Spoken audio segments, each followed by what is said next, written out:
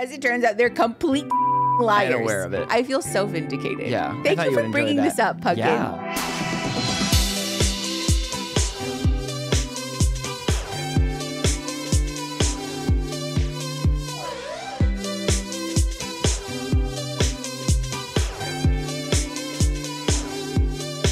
Actually, Pumpkin.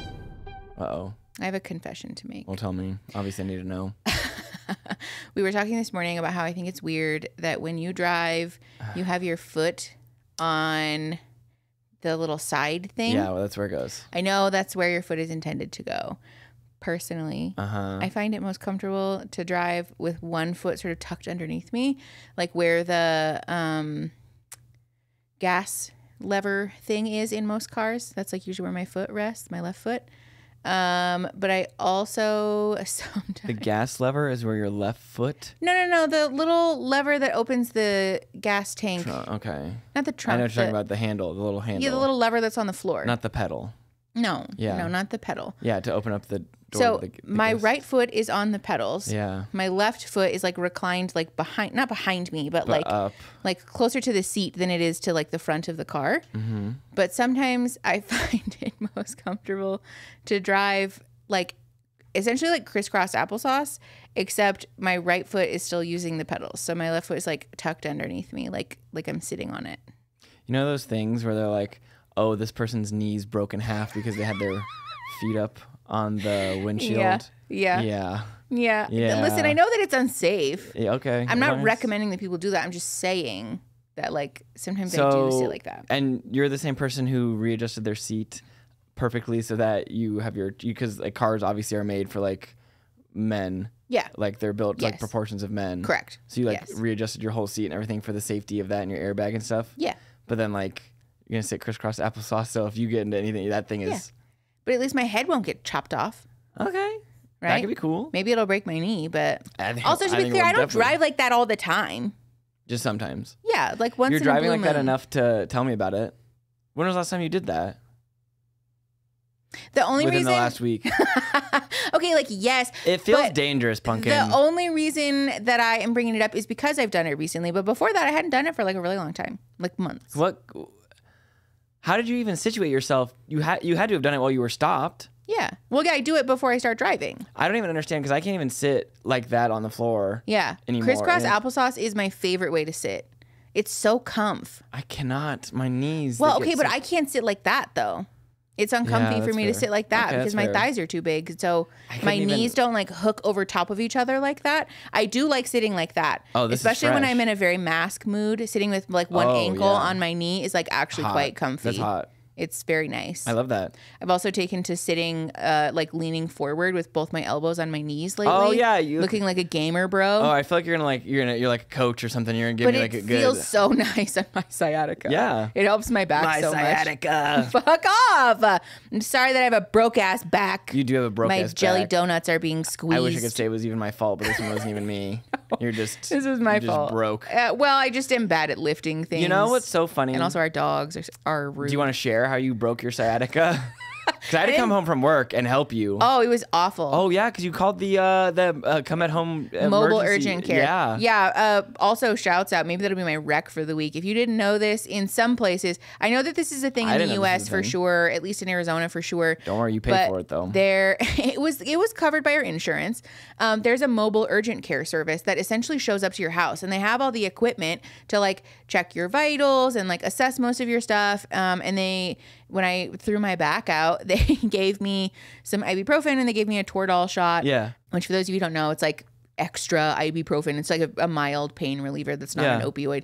And so they gave me that to like help with my back pain. But I think that one almost wasn't even so much your fault because the dogs. Yeah, that wasn't my fault. It was the dogs. So the final nail, here's what happened. Tell me the story. We had a large package get delivered to the house. It was a mattress. Okay. I wasn't going to say what it was. It was a mattress. It was a mattress. You know, they come rolled up in a big old tube. Yeah, we got a mattress delivered to the house. And first of all, you guys should know this by now. I have anxiety. I'm very anxious. And you did the thing anyone would have done in that situation. Do I think that someone would actually steal a mattress off of our porch?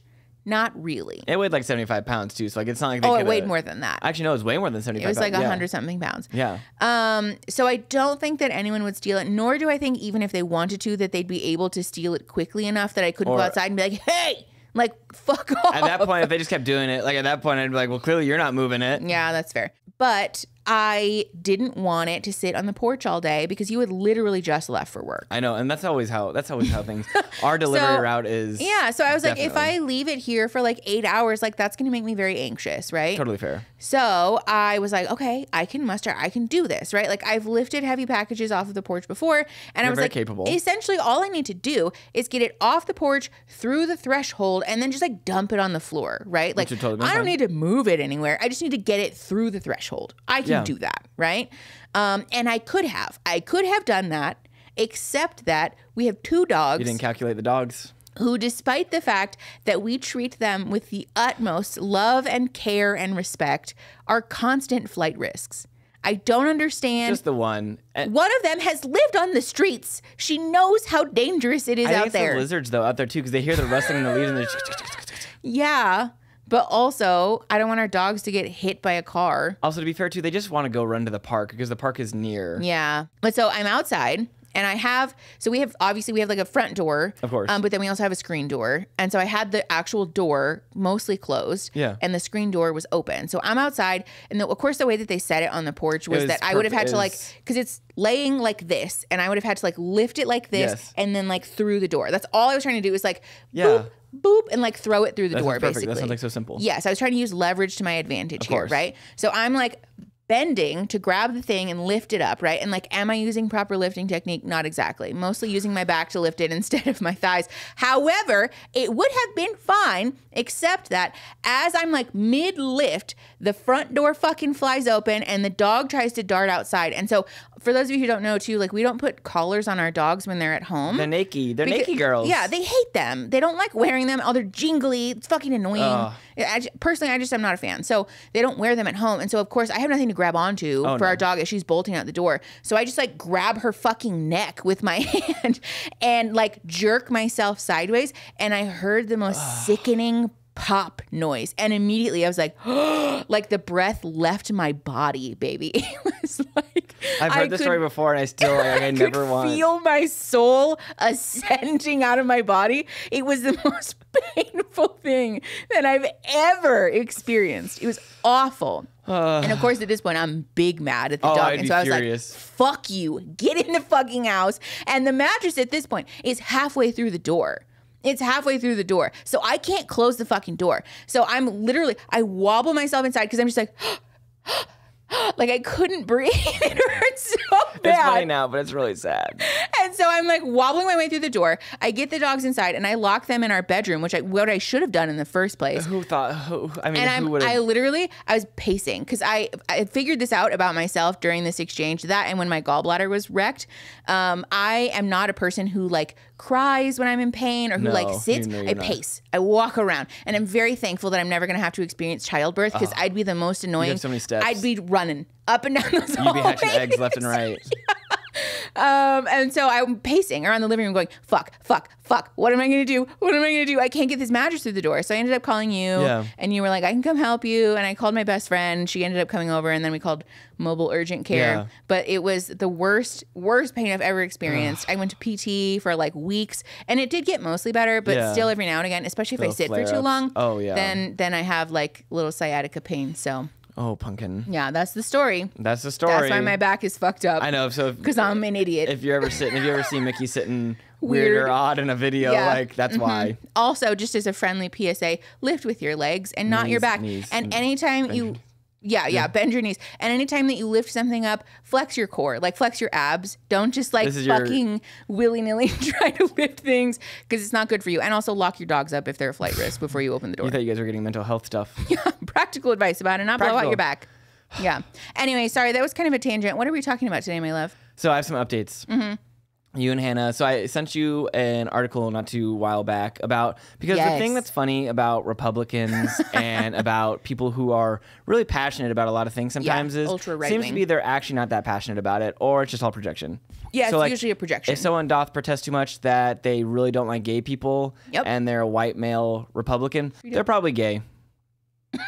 But anyway, so a lot of that to say projection. Yeah, it's always a projection. It's always a projection. So when someone like Tim Ballard says they are really passionate about saving the children and yada yada yada, and would you believe it? He stepped down from his own organization. Yes. What is it? Underground Railroad. Yes, Operation Underground Railroad, which is just fucking hateful and stupid, and I can't fucking stand them. Yeah.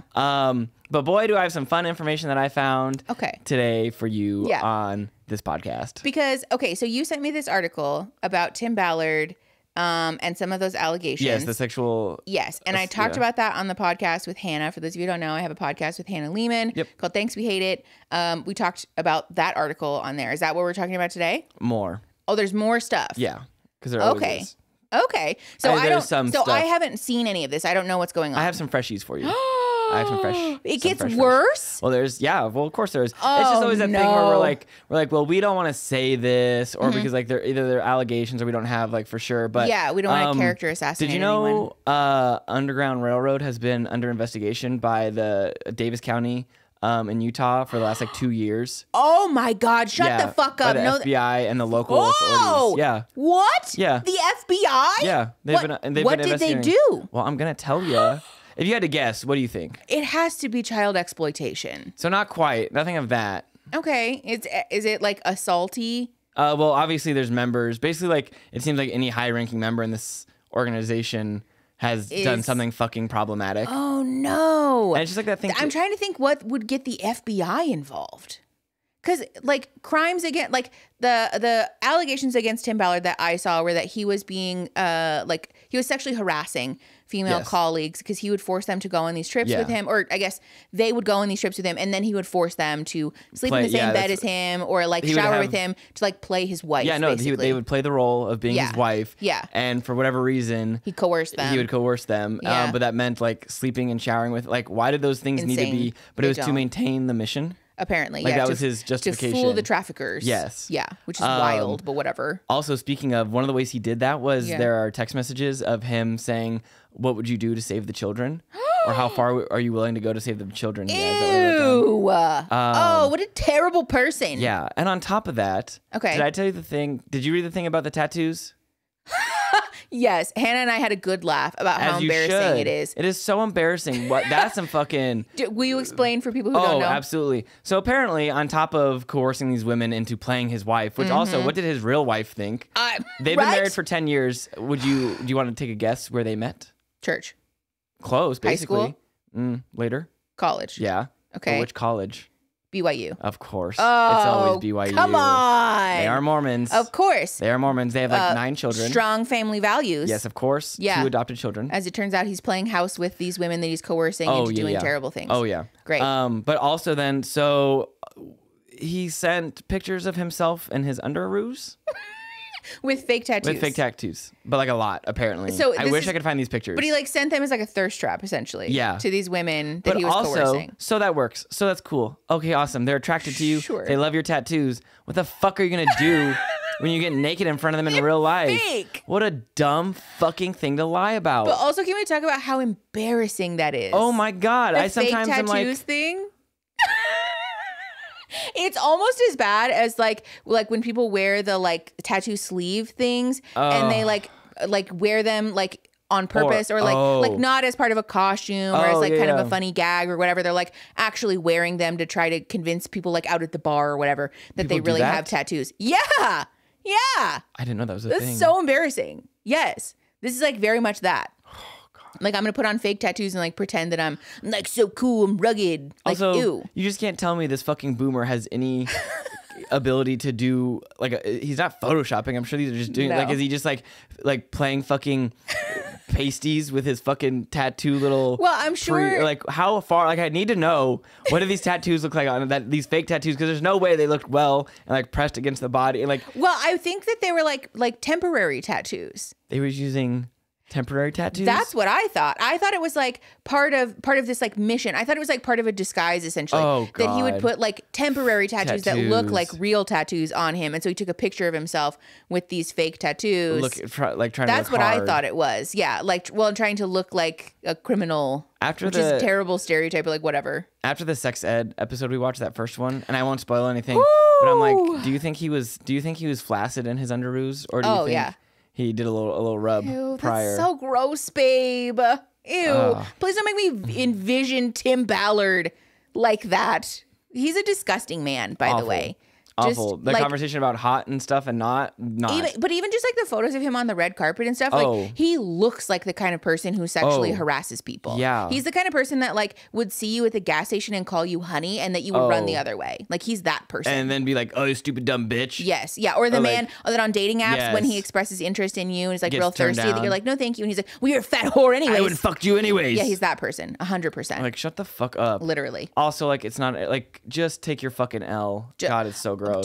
Yeah, it's just embarrassing. We're not even here to talk about dating today. Let's just keep talk about it if you want. No, it's okay.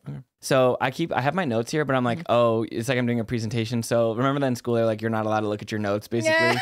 So now I'm like, yes. I'm like, I'm not. You can look at your notes. I'm not reading things. Okay, so Aaron something else I found. Aaron has been so kind as to like compile all of this for us today. I took some notes because guys, I hear them. I hear your I see you. I see you. And I'm kind of hard to listen to sometimes. I won't even lie. And God bless Mickey. So I made notes. Yeah. Hopefully it keeps us on track today. Yeah. Oh, yeah. But yeah, Davis County Attorney Troy Rollins has been investigating Our for over 2 years now. Okay. One of the interviews that they had with a former employee told investigators Our is simply a pass-through organization. What does that mean? It's exactly what it sounds like. They don't do shit. Oh. It is literally a pass-through. It's a middleman for money. Oh, no. And they have been actively lying. They know. Like everyone in the organization. Oh, like absolutely, a money laundering front. Absolutely. Oh, it's all my God. It's all one big deception. Our doesn't do anything. They have absolutely no pay. There's no documentation. I think there was like one. Worse. There's like one successful trip. Yeah, like which is probably the one that they made the movie out of. Yeah, in like 2014. But this organization has been around for a while. Yeah, yeah. So yeah, but the former employee told investigators that essentially their workings is to be like a publicity company essentially, and then they give the money to other organizations that actually help with things, supposedly. But so, like, best case scenario, they do nothing and give the money that they make to other trafficking organizations and, like, try to reap all of this fame and publicity for themselves. Exactly. Worst case scenario, they're what? Just, like, money laundering directly into Tim Ballard's fucking pocket? Everyone within the organization as a whole. Nice. Yeah. Nice. Yeah. Real good look. And apparently... That's insane. Yeah. And the impression seems to be that internally everyone knows, like it's not like a secret or anything. Like it's not like just a thing that Tim Ballard and his buddies are doing. No. Everybody who's involved is aware. Everyone's pretty much aware. This is a show. Because basically, whenever the higher ups are pressed for documentation or any proof, to how many children they have saved, nothing.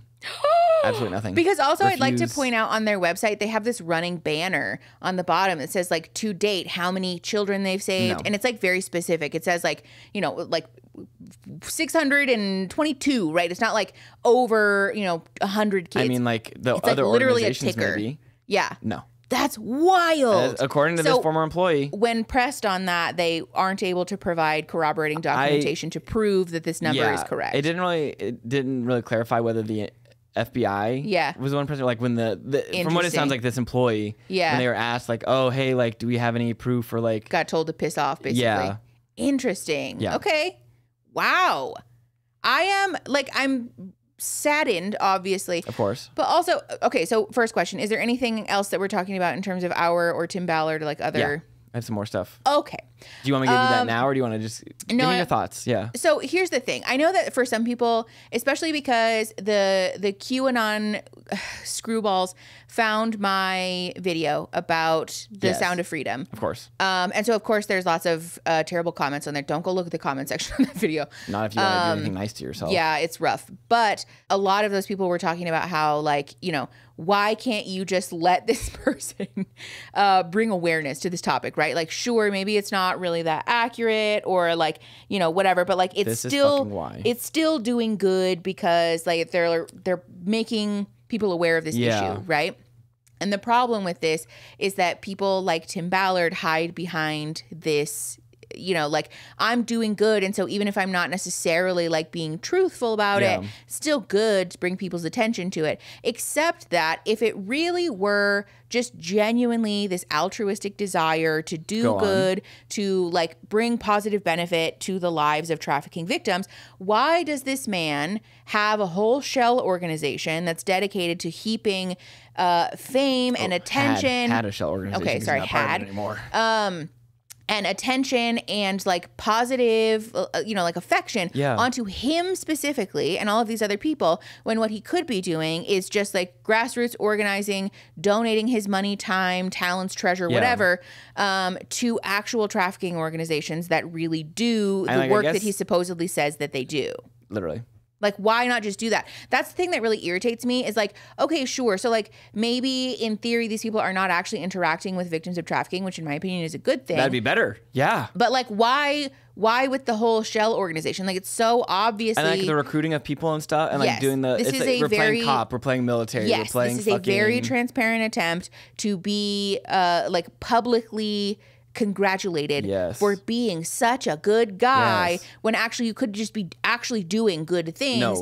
And instead of like asking everyone to congratulate you and clap, you could just be like doing a nice thing just to do it. Because also if they just kept their, again, I always go back to this, like if you're just gonna grift people, just keep your fucking mouth shut. Literally. And grift.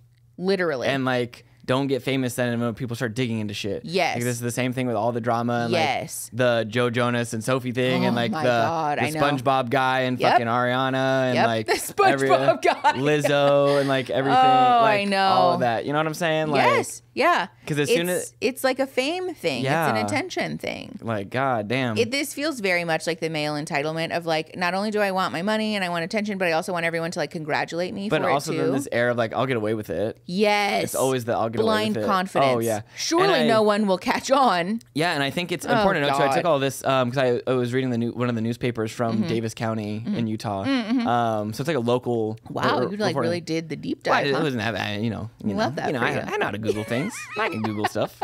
Okay. I'm pretty good at it. Okay. But yeah, so something else I found out, which I just thought, because obviously we did talk about their missions and stuff that they were going on. Yes. So just to tie it all together, so we know Utah has a very loose like licensing process and stuff. Oh, for therapists and stuff. Yeah. Yes. And just always like, and the psychics and stuff. I think it's important to know. Do you want to share why Arizona is so stringent? Oh yeah. On it's actually probably good background. Yeah. Yeah. Thanks, Sedona. So, for those of you who don't know, the state of Arizona is like particularly stringent about all of this stuff because there has been a history of misconduct in the state. From who and why? So, again, for those of you who don't know, licensed clinical social workers, licensed mental health therapists, substance abuse counselors, marriage and family therapists, et cetera, licensed professional counselors also. All of these are different labels that you can get from the Arizona Board of Behavioral Health, basically stating you are a safe person, right? You have done the thing. You've done all the hours. Each profession has their own divvying up. I only know about the social work ones because I had to do that. But each profession has their own, you know, things that you have to meet these minimum standards basically for the board to say you are allowed to be a clinical psychotherapist. We have assured that you're a safe person because back in the day, what was happening, particularly in places like Sedona and other like sort of famously like woo places, is that these people were calling themselves psychotherapists and actually they were like psychic mediums or hypnotherapists, people who were practicing not evidence-based practice. It ended up being a whole kerfuffle that was like actually quite damaging to the public at large. And it essentially people got hurt, didn't they? Or like, the reason, it's a whole story. We're not really going to get into it.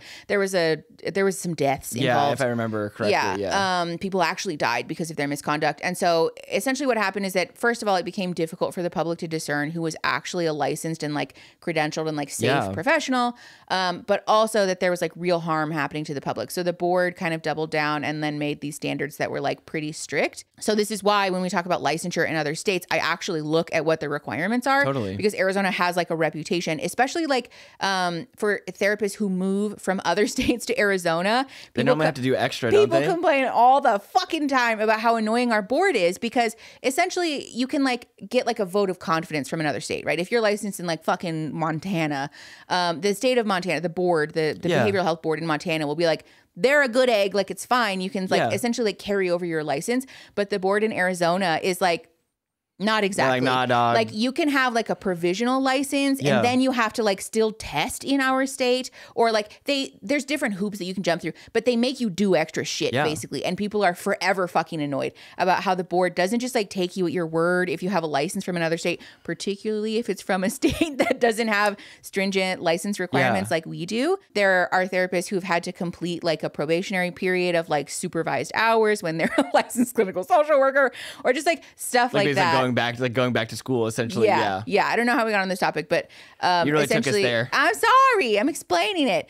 But yeah, basically, like the state of Arizona has a reputation for being like really fucking annoying, like in people's guts about like the licensure requirements. But it's for good reason, because we have like a history of like misconduct that the board is very committed to preventing that from ever happening again. So speaking of psychics, he claims apparently. So they're going on their missions. Yeah, he would pay a psychic. Oh, no. I think I read about something like this. Yeah. A psychic who claims to get their information from the Book of Mormon prophet Nephi. Shut the fuck up. Utah has such... Stop it. It continues between the 8 passengers, between Teal Swan and her therapist. Oh, my God. It just doesn't stop. Also, I looked up Nephi. I don't know anything about him or them or she or they or... Okay. But also the Book of Mormon is just a hold on, give me a hot second. Ride. Nephi. Oh, is that ring? Oh, yes, the prophet Nephi. I've been playing a lot of Baldur's, so I just no. Okay. Tell me. So it's Nephi. You and I listened to a podcast series a while ago. About the history of the Mormon Church. And about the Book of Mormon. Yes. Yeah. Well, and like the whole Joseph Smith thing, which is like a little bit suspicious. Listen, I'm not here to judge anybody's religious beliefs. I know that there are very much normal ass people who just happen to be Mormon, and like that's none of my business, right? But especially like listening to the story of like how the Church of Jesus Christ of Latter-day Saints came to be is like concerning. It's interesting. So the crux of the issue is that the prophet Nephi ended up being like a catalyst of some kind in the creation of the church. It's important. How do you remember this? I don't know. My brain just files away stuff. That's amazing.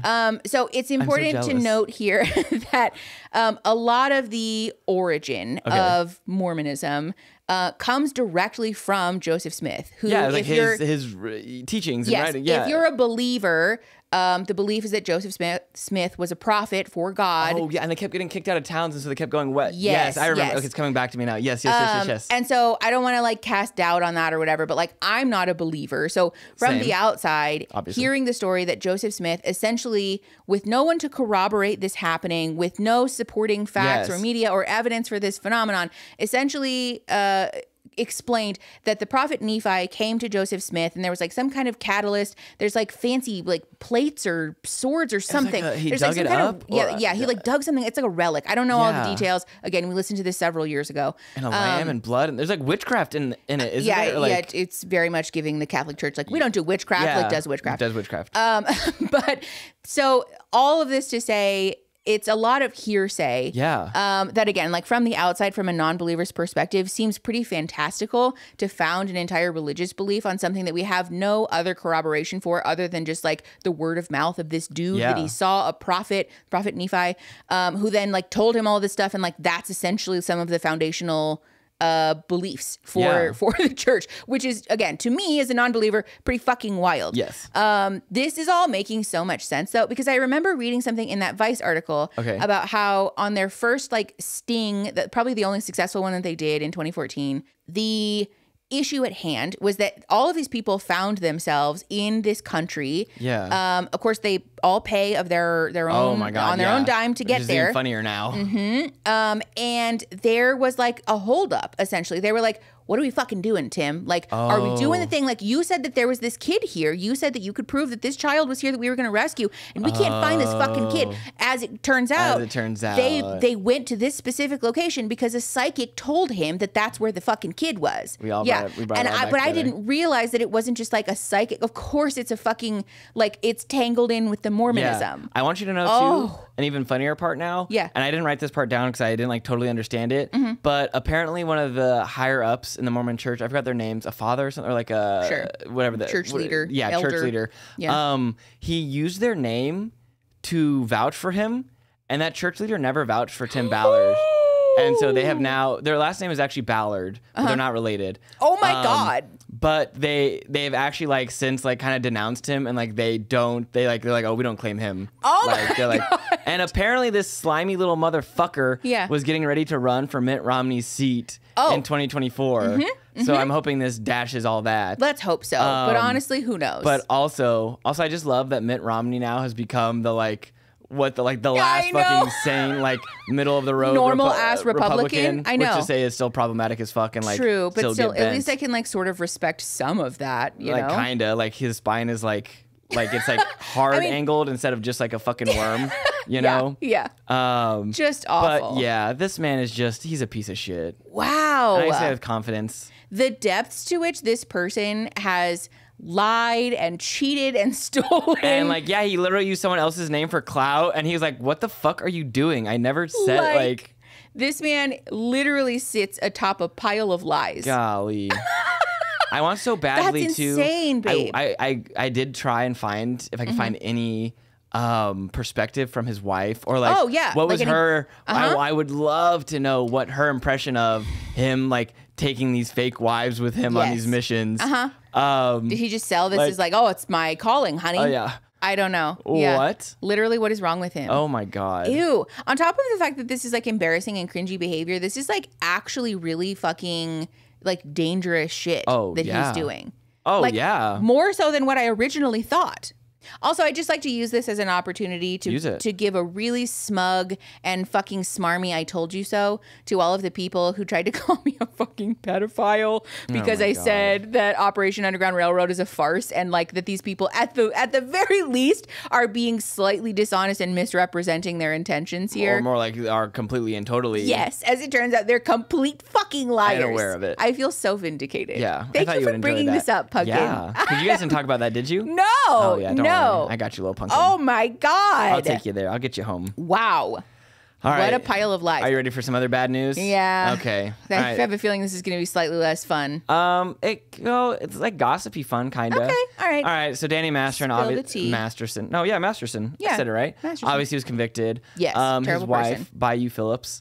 I thought it was Bijou. Bijou. I don't know. Bijou. I don't know. Oh, I think it's Bijou. I don't do words well. That's fair. So anyway, Miss Phillips. She obviously threw out the court hearing. So did you know the trial started back in, like, 2017? Whoa. Or, like, it had been going on for a while. No. Like they knew. Wow. Like this has been, like, a long time coming. Interesting. So she has throughout this entire process basically been like, hey, I'm not gonna divorce my husband. I'm not leaving him. Yes. Very much. So, like, 5 days ago, filed for divorce. Yeah. Wow. Good for her. Do they have kids? Well, maybe not yet. Oh no. Yes, they do. They have one child, Fianna. It's Fianna. Fianna. Sure. Their daughter is about 9 years old. I think their child is 9 years old. Child. And so apparently, around 2017, 2018, they began living separately, according to the court documents. So they haven't been happy in a while. Well, I guess I'll leave that for you to decide. Oh no. So this is where some of the interesting. So obviously, all of these statements have been coming out. You know, she said she won't leave Danny. Sure. And so so roughly 2017, 2018, they stop living together. Like, my impression is it was kind of confusing to me. Okay. So my impression is, obviously, rich. Also, their house that they sold in 2021, their, like, original house, for $6.2 million. Jesus Christ. Also, I can't corroborate this. Must be fucking nice. But apparently, Danny Masterson owns a ton of property in, God, is it Sundance, Utah, or whatever? Where, like, the Sundance Film Festival is. Come on. Yeah. Why? I don't know. What a fucking weirdo. I think it's like the Scientology thing. It must be with like owning, like clearly he, like I was like, how rich can someone from like that 70s show really be? But like apparently he owns a ton of property. That's really annoying. And like businesses and things like that. Ugh. Yeah. That makes me like him even less, which I didn't think was possible. As if it was possible. Yeah. So anyways, so my impression of this whole series of events is 2017, 2018, they've since been living apart. Okay. And that was around the trial started. Yes. Okay. Miss Phillips buys another home. Okay. In California. Okay. I can't remember the name. It's really not important. Sure. Where her and their daughter live together. Okay. But of course, there are reports that Danny has been seen at this house. Oh no. Living. I mean, to be assumed living there. They sold their other house, their other original home. In 2021. Okay. And so, if I remember correctly, he was sometimes spotted at the home of Bijou Phillips. Is that how we're saying it?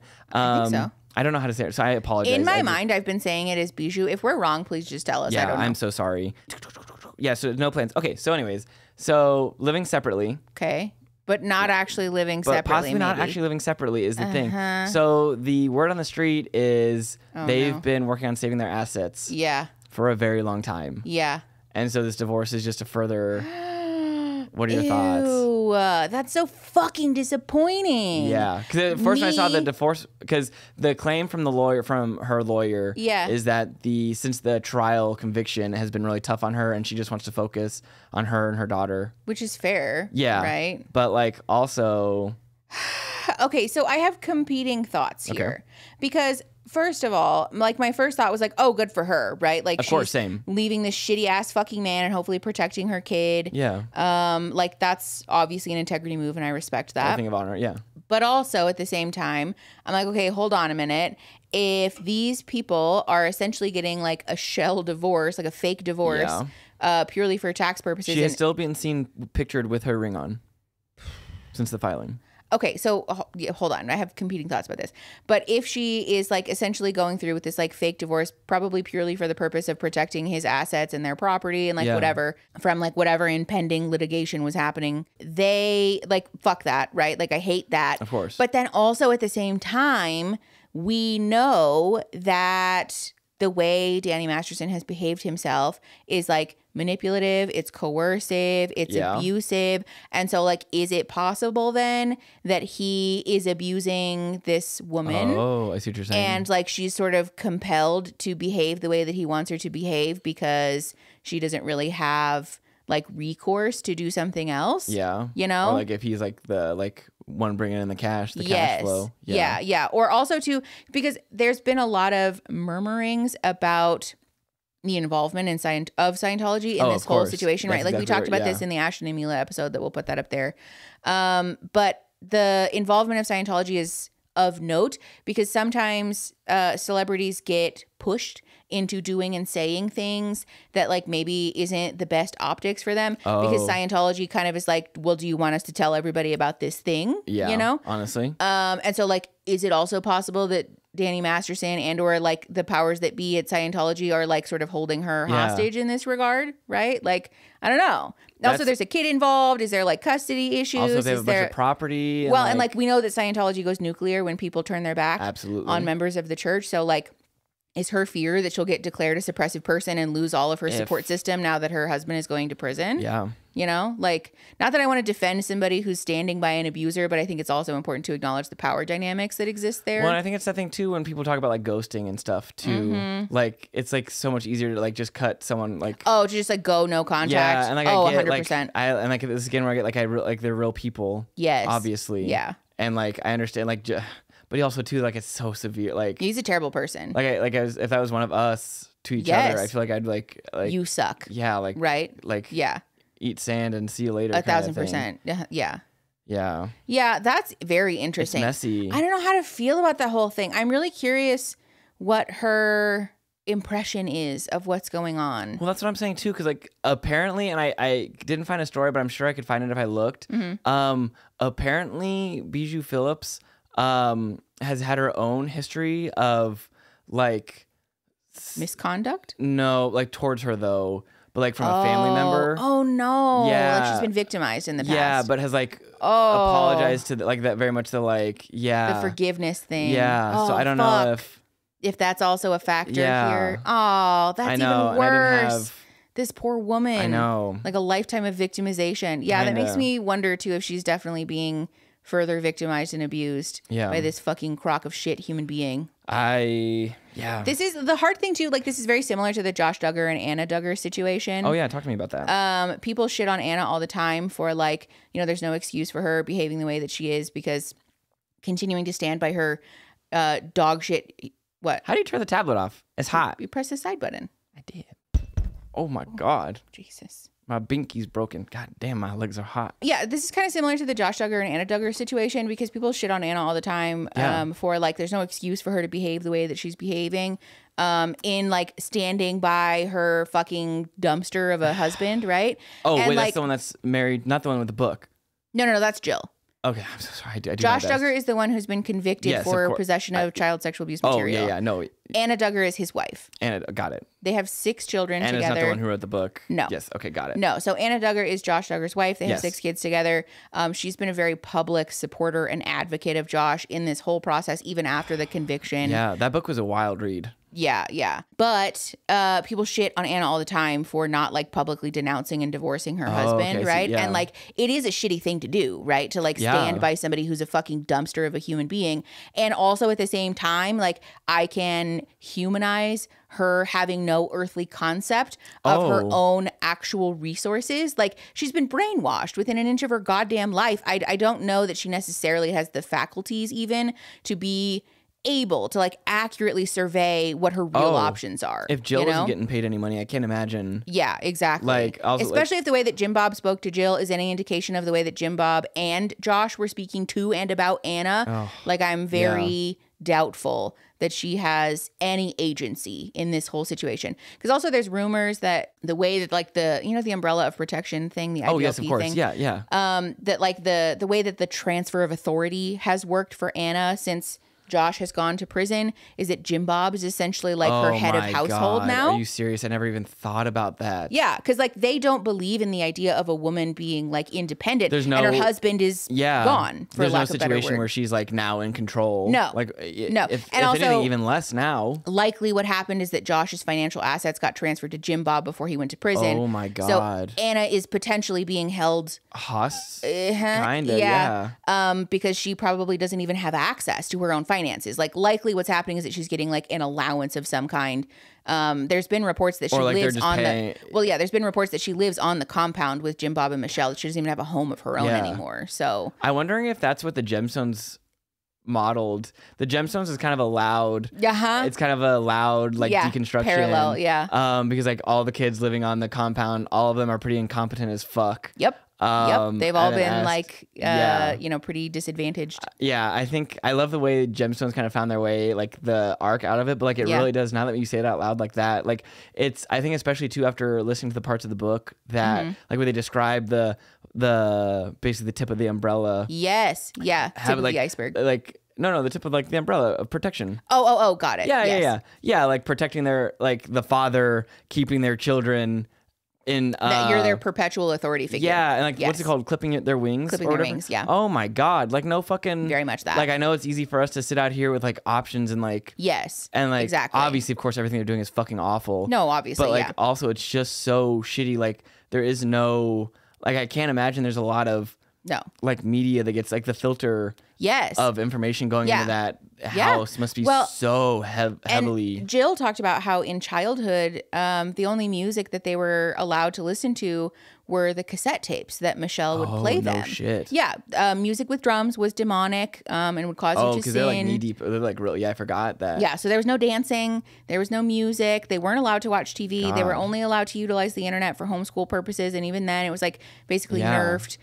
Which is why Josh being so proficient in technology is a fucking red flag, right? Like this kid was figuring out his way around the censorship from the time that he was a child. That is crazy. Yeah, there's early clips of him talking about how much he enjoys like coding and computers and whatever. He wants to be a documentary filmmaker when he grows up, because he just loves technology. Like fucking red flag. Yeah, the kid's a piece of shit. He's been a piece of shit for like most of his life. Fuck. Are you serious? Mm-hmm. Yeah, it's rough. This is very much the thing too when you like go back and look through the stuff and like realize like all of the stuff that he was like saying out loud, thinking that no one would ever figure it out. You know, like putting all the pieces together in hindsight is really chilling. Oh my God. Yeah. It really is so uncomfortable. But anyways, yeah, I guess the point that I'm making is that I can kind of see that parallel there because like I agree with the take that like Anna is being a shitty mom by not advocating for her kids. Of course. And I also think it's important to honor the simultaneous victimization and perpetration of abuse that she's experiencing where like, you know, I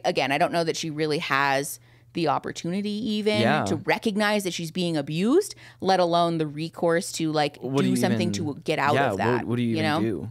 Yeah, exactly. Also, like I'd be so curious. Are we aware of what the like narrative is to their kids? No, no concept. We do know the most recent thing that Anna posted on social media about the whole thing was that there's more to the story. She posted some cryptic tweet or post on. How long ago was this? Or after the conviction for sure. Okay. But there was some cryptic thing that she posted either on Twitter or Instagram. I think it was Instagram. Okay. About how like there's more to the story and like sort of teasing at this idea that like all would be made clear.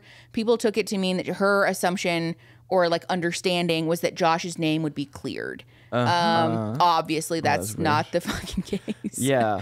They have evidence, don't they? Like, well, yes, but it's entirely so. Okay. During the course of the trial, the defense's main accusation to clear Josh's name was that there was another employee at the car lot who had somewhat similar technological proficiency and was likely the person who downloaded the material and tried to frame Josh for it. This ended up being like not at all a useful defense because the dates didn't line up, the evidence didn't line up. Also, the fucking password for the partition, the Linux partition, on Linux is fine, partition on his computer was his fucking birthday. So it doesn't also anyone who has a likely. Linux partition too, or like is using Linux is like very like into like your ass knows shit about computers. Exactly. Yeah. So he basically like divided his computer in half, where one half of it had like the Tor browser and all of this bullshit, all the awful unspeakable things on it. And he hid that partition from this essentially like a software that like spies on you. It's called Covenant Eyes. Oh, okay. Of course it is. They installed Covenant Eyes on his computer after the pornography addiction issue as like an accountability buddy. If you access any sites that are inappropriate, your accountability buddy gets a notification. And so his accountability buddy was his wife. And so he installed this partition with the Tor browser and all of this stuff to hide all of his misdoings from Covenant Eyes particularly, but also just like generally speaking. So the password for that was his fucking birthday. And so the accusation, this man was playing 5D chess if he was framing Josh. That dude could have been doing a lot more damage then. Yeah. But also it was on his personal computer. It was on his personal computer. And the background was literally a picture of his wife and kids. They're basically like, it couldn't be him. How could it be him? Oh, that was his background too? Yeah. God damn. Yeah. That was their defense. And so the theory, anyways, we have no idea if this is true, but the theory is that Anna has been brainwashed into believing that he really was framed. Oh, shit. So that Josh do you maintains. Do you think that's what the family probably. Maybe. I don't know. I could see that being a thing that they're at least feeding to her to keep her like compliant, right? Do they have any specials going on? Or like their show is like done? Done. Yeah, okay. There's no. How do they make money still? Or how do like Jim Bob like. So Jim Bob during. That was a major source of their income, right? Like yes and no. Okay. They did make millions of dollars off of that TV show. Jill talks about it in the book. Yeah, that's what it's not. Yeah. But through the show's success, like as things continued to escalate and they became more and more famous, Jim Bob started to invest in property. So this was like you know how in the book Jill talks about the IBLP teaching of fathers being self-employed and then employing their sons. That's what I was trying to talk about. I can remember that. Yes. So this Jim Bob's version of this is like investing in property and then giving it to his kids, basically. There has been some paperwork that people have dug up of like Jim Bob selling a house to one of his kids for $1. that kind of stuff. Okay. Lots of the kids do like house flipping and that kind of a thing to make money. Josh obviously owned the car lot, and so there are like aspects of that, like doing car auctions and things like that. They make money through that. But the theory is that Jim Bob reinvested a lot of the money that he made from TLC into property. Damn, and so like recently they sold a giant mansion in Arkansas for like millions of dollars. They basically like buy property for cheap, flip it, and then sell it, and make tons of money. But because they have a lot of liquid capital from TLC, they're able to do that. So the theory is that even though the show, like that gravy train dried up, Jim Bob still has like a pretty hefty savings probably somewhere. Yeah. And supposedly there's some big inheritance that he's going to cut Jill out of for being a dissenter. Can you imagine then all of them go through all this and Jim Bob dies and then no inheritance? Honestly, I wouldn't be surprised. There's a vault somewhere and they open it up and it's just like a paper and he's like, sorry, I used it. Yeah, I would not be surprised. Because also reportedly he paid for Josh's legal team, which was not cheap, right? Like that probably cost a pretty penny. Because it wasn't like a public defender by any means. Yeah. A lot of people in the Duggars Snark subreddit since the book has come out have been talking about how fucked up it is that Jill and her sisters, the people who Josh victimized, were the people who made Jim Bob the money to ultimately defend Josh against in this like trial. Isn't that just like, it gives me chills. That's so fucking awful. It just fucking makes my stomach hurt. Just a bad fucking circle. Yeah, this whole family revolves around trying to defend this person who's a chronic abuser. Also, I just don't understand that too. Then so like the father keeps control of the sons and stuff and like keeps them under his wing and shit or whatever. Yeah. Like so when he dies, then what? They're just shit out of luck? Apparently. Or like now you have to fend for yourself? As like a 34-year-old. It's a weird structure. I don't really understand what the goal is. It's good for like one, like, because obviously this has come about in our lifetime. Yes. So like it's like good for like one generation basically. Correct. Like this is like one generation's good grift. Yes. Well, but then like it does kind of raise some questions too, especially like with sustainability. With the Duggars situation where like Josh has been very publicly disgraced and outed as a terrible fucking human being. Yeah. And so he was the oldest son. In theory, like the transfer of power would happen for him, right? Of course. Clearly that's not fucking happening. At least let's fucking hope not. So then what, like the next oldest son is John David? So like what, he's in charge of making sure that his siblings don't fucking go hungry?